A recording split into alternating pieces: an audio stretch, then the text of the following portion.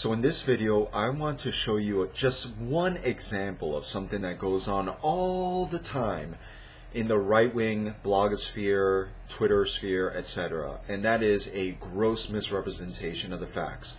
And you're going to see it here in a video that has tens of thousands of views, 70,000 I believe in last count. It's probably going to reach over 100,000, and it's been spread all over the Twitter sphere. And it's just, the title is just a bald-faced lie, and it's totally misrepresenting what this guy's saying, a conservative economist. But I'm not going to let him off the hook either, because he uses hyperbolic language and is very deceptive in his own right. But this, I mean, this really shows you why they are so deceptive. So let's focus on the title and understand what it's saying. So the title is saying that 75% of Obamacare costs will fall on the back of those making 120K or less.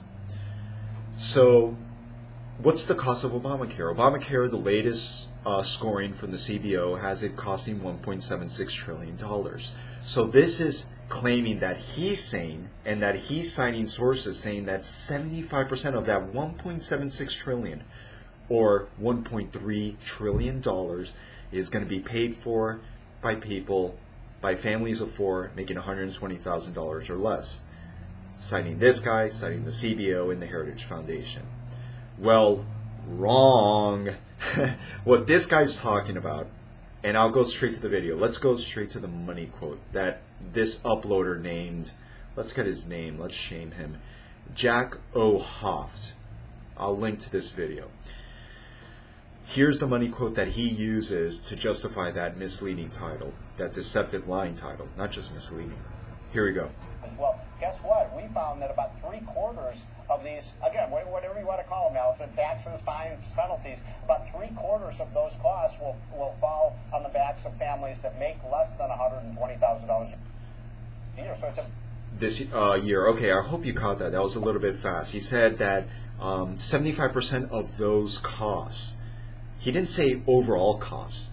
He didn't say the overall cost of those, overall cost of Obamacare. He said of those costs, and if you watch the rest of the video, and I'll link to it below, he's clearly talking about the mandate when he's talking about those costs. That's why he says whatever you want to call it, because there's a controversy whether the mandate should be called, taxes or penalties, etc. But what's so funny is, if you go back to for example, the Heritage Foundation. This is the Heritage Foundation. This is their blog, The Foundry. I'll link to it below so you know that I'm not making this up. And there's the title of this article: Obama raises taxes on 3 million middle-class Americans. And so here it is. Here's that 120%, 120,000 or less figure, family of four, and here's the 75%. You see it says 24% or above 120,000, so it's 75% and change below 120,000. Is this talking about all of Obama's costs? No, it's talking about, read it for yourself, taxes from Obamacare's individual mandate. The individual mandate isn't costing $1.3 trillion. That tax, according to the CBO, is $27 billion. Okay, that tax is being borne, and by the way, when it says 3 million Americans, that comes out to less than 1% of the population. Less than 1% of the population. 250 million out of 300 million people already have insurance, or they are on Medicare, on Medicaid, so they're not going to be affected by this penalty or tax, whatever you want to call it. And then for those other 50 million, those other 50 million are either going to buy insurance or they're going to get subsidies when they enter the exchanges. So it's down to 3 to 4 million people. It's actually 4 million overall, but 3 million of those make up under 120,000. Less than 1% of the population is going to get hit by this tax. And according to John Roberts, an individual making $35,000 a year will be paying an estimated $60 per month. Not exactly prohibitive, and not exactly, to go back to this video and quote this guy. So it's a big punch in the stomach to middle class. What was that again? So it's a big punch in the stomach. A big punch in the stomach for something that's affecting a small sliver of the middle class, which is about $60 a month if you make $35K per year. And furthermore, if you really want to call it a punch to the stomach, then take into effect the other parts of Obamacare that are going to be saving people money, that are going to be benefiting people. For example, 800,000 people a year, 800,000 people a year declare bankruptcy because of out of control costs. Those people aren't going to be declaring bankruptcy anymore.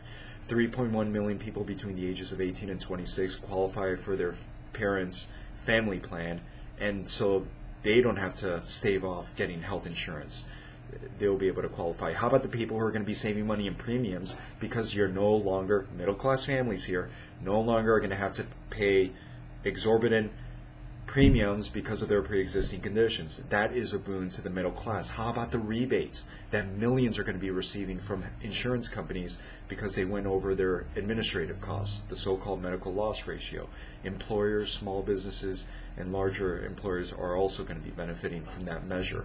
In short, this video is incredibly deceptive. I hope you go pay them a visit and tell them what you think.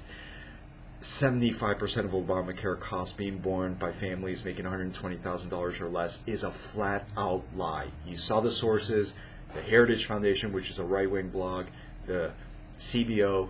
This is actually talking about a tiny part of the revenues that are being used to finance Obamacare, which is the individual mandate penalty. It's only $27 billion, not the trillions that are implied by this lie of this deceptive title. And plus, this guy, shame on him also for engaging in hyperbolic language about this being a body blow, a punch to the stomach to the middle class. Not so. And I'll leave it at that. Take care.